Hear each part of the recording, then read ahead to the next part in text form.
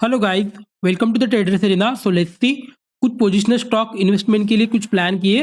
Previously कुछ stock हमने कुछ प्लान किए थे। अगर आपने वो वीडियो नहीं देखा होगा मूवर ट्रेडिंग वाला, तो वहां पे हमने कुछ स्टॉक को प्लान आउट किया था और किस तरीके से मूव कर रहे हैं अभी कुछ देख लेंगे। ओके, और वैसे तो सभी स्टॉक बुलिश मोमेंटम में है और अच्छा प्राइस एक्शन दिख रहा है, हो सकता है अच्छा एक प्रॉफिट भी मिले होगे। ओके, तो देखते हो किस तरीके से। फर्स्ट हमारा स्टॉक था एनटीपीसी।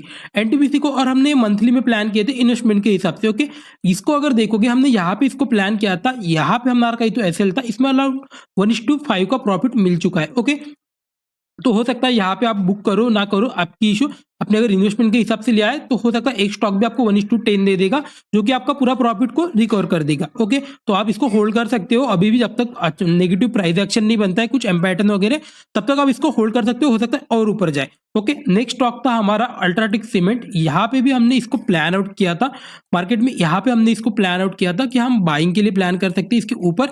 यहाँ पे कहीं तो हमारा एसएल था, इसमें भी अगर देखोगे अराउंड 1:4 का प्रॉफिट मिल चुका था। ओके, हो सकता है अभी प्रॉफिट में चल रहा है तो इसको होल्ड कर सकते हैं और ऊपर के साइड जा सकता है। एक ही स्टॉक में प्रॉफिट मिलेगा चलेगा, रिस्क टू रिवॉर्ड के हिसाब से हम ट्रेड कर रहे हैं। ओके, लेट्स सी नेक्स्ट था हमारा एक्सिस बैंक। अगर इसमें भी अगर देखोगे यहाँ पे हमने कुछ तो बाइंग के लिए प्लान किया था, इसमें 1:1 के आसपास प्रॉफिट चल रहा है। तो ओके, वेल एंड गुड, अच्छा ट्रेड मिल रहा है तो उसको भी होल्ड कर सकते हो। लेट्स सी नेक्स्ट था हमारा एसबीआई। एसबीआई में अगर देखोगे तो जस्ट एंट्री मिला होगा, बिकॉज हमने प्लान किए थे इसके ऊपर जब निकलेगा तब बाइंग के लिए प्लान करेंगे। इसके नीचे कुछ तो एसएल रखेंगे और अभी अगर देखोगे 1:1 चल रहा है तो इसको भी होल्ड कर सकते हो सकता है और ऊपर के साइड जाए, बिकॉज मार्केट होल्ड कर रहा है खुद को कहीं ना कहीं।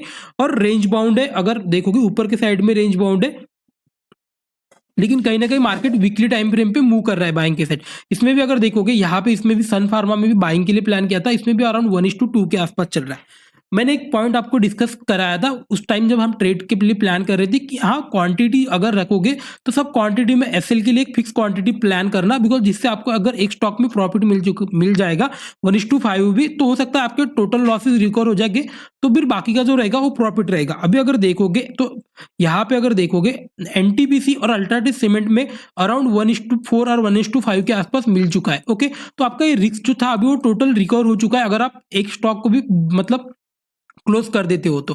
बाकी के जो स्टॉक चल रही है आपका सब प्रॉफिट, आप इसको होल्ड कर सकते हो, या तो आप ये एसएल हिट करवाओगे, ये डिस्ट्रीब्यूट नहीं करता। लेकिन अगर इससे अगर एक और स्टॉक 1:5 मिल जाए, दो स्टॉक आपने जो 5 ट्राई किए थे उसमें से अगर ये भी इसमें भी 1:5 मिल जाए, तो आपको आपके पास आपका कैपिटल डबल हो जाएगा जो आपने रिस्क पे रखा था। इस तरीके से कुछ प्लान आउट होना चाहिए। ओके, आई होप ये पॉइंट आपको समझ में आ रहा होगा। रिस्क मैनेजमेंट इस तरीके से किया जाना चाहिए।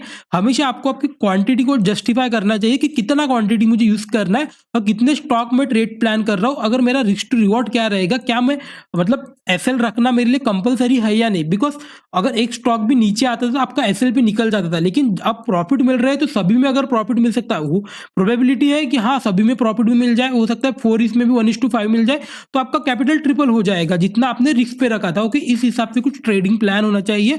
रिस्क टू रिवॉर्ड रेशियो बहुत ज्यादा इंपॉर्टेंट होता है। तो अभी भी सब में जब नए स्टॉक डिस्कस करेंगे उसमें भी अभी सबको प्लान करेंगे कि रिस्क के हिसाब से। ओके, लेट्स सी अभी हमने जो मंथली में वो जो स्टॉक थे जिनको प्लान किया था, अभी ये वीकली में कुछ अच्छे दिख रहे हैं। अच्छा, इनमें प्राइस एक्शन दिख रहा है। देखो, ट्रेड करो ना करो कोई इश्यू नहीं है, प्राइस को देखो, बस प्राइस को अंडरस्टैंड करने का प्लान करो कि किस तरीके से ट्रेड प्लान होनी चाहिए, किस तरीके से एसएल हम प्लान आउट कर सकते हो, क्या प्राइस एक्शन होना चाहिए। ओके, अगर मार्केट को अगर देखोगे ये मल्टीपल टाइम यहाँ पे रिटेस्ट कर लिया था और यहाँ पे अच्छा सा कंसोलिडेट किया था। ओके, अभी अगर प्राइस देखोगे ऊपर के साइड आया और यहाँ पे होल्ड कर रहा है, अगर ये प्राइस अच्छा है तो ये फिर से ऊपर के साइड या कहाँ पे क्रॉस कर सकता है। अगर ये मार्केट ऊपर के साइड क्रॉस करता है तो हम कुछ इन्वेस्टमेंट इसमें प्लान कर सकते हैं with the SL of this place.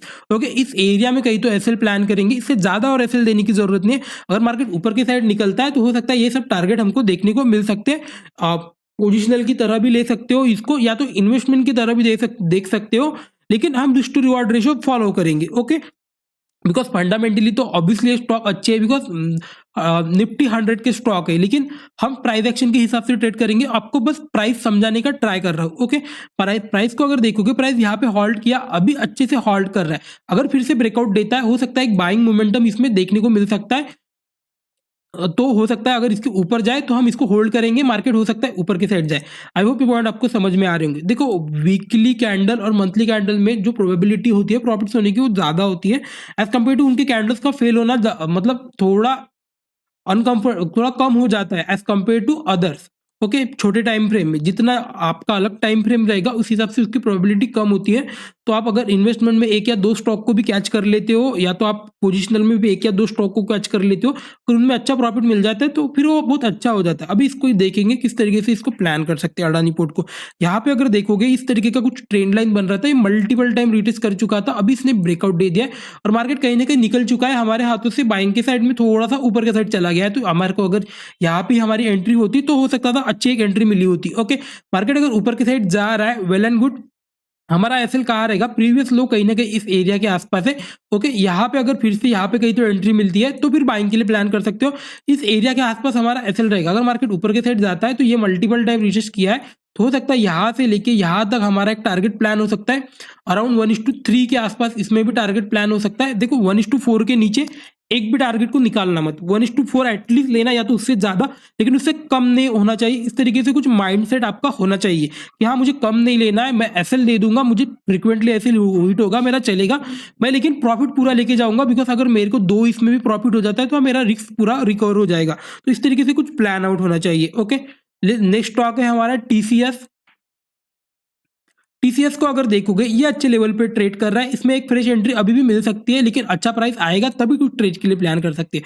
Market को अगर देखोगे ये एरिया कहीं ना कहीं एक रेजिस्टेंस एरिया की तरह काम कर रहा है, तो ये मल्टीपल टाइम रिटेस्ट कर चुका है ऑलरेडी, ये 3 टाइम रिटेस्ट कर चुका है। तो हमारा बाइंग किस तरीके से होना चाहिए, लेट्स सी। मार्केट को पहले मार्केट थोड़ा कहीं ना कहीं सेलिंग का प्रेशर यहाँ पे वीकली में दिख रहा है, तो फिर बाइंग कहाँ पे करेंगे, बाइंग इस एरिया के ऊपर ही बाइंग के लिए प्लान करेंगे। इस एरिया के ऊपर अगर मार्केट निकल रहा है तो बाइंग के लिए प्लान करेंगे। एसएल कहीं तो हमारा यहाँ हो जाना चाहिए। अगर मार्केट ऊपर के साइड निकलता है तो एक अच्छा cup and handle type pattern मिल रहा है, तो हो सकता है ये इस तरीके का इन्वर्टेड, अगर हेड एंड शोल्डर पैटर्न देखोगे इस तरीके से भी पैटर्न दिख रहा है। तो मार्केट अगर ऊपर के साइड निकलता है तो एक मोमेंटम दे सकता है with risk to reward ratio. Okay, I hope ये पॉइंट आपको समझ में आ रहे होंगे।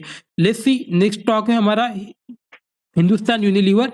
ये भी स्टॉक अगर देखोगे कहीं ना कहीं कंसोलिडेट कर रहा है, एक ही लेवल पे मल्टीपल टचेस दे रहा है। ओके, यहाँ पे अगर देखोगे मल्टीपल टचेस यहाँ पे दे रहा है, तो यहाँ पे एक ट्रेड करने के लिए अच्छा एक अपॉर्चुनिटी हो सकता है। मार्केट अगर इसके ऊपर अगर निकलता है इस एरिया के ऊपर तो कुछ बाइंग के लिए प्लान करेंगे। एसएल हमारा कहीं तो ये प्रीवियस लो यहाँ पे रख सकते हो या तो यहाँ पे रख सकते हो, आपको जो सूटेबल लगता है आपके रिस्क के हिसाब से उस हिसाब से प्लान कर सकते हो। मार्केट अगर ऊपर के साइड जाता है, अगर ब्रेकआउट देता है, मल्टीपल टाइम रिटेस्ट किया है, तो हो सकता है स्ट्रॉन्ग मोमेंटम दे सकता है यहाँ से बाइंग के साइड में। आई होप ये पॉइंट आपको समझ में आ रहे होंगे। लेट्स सी, नेक्स्ट स्टॉक है हमारा,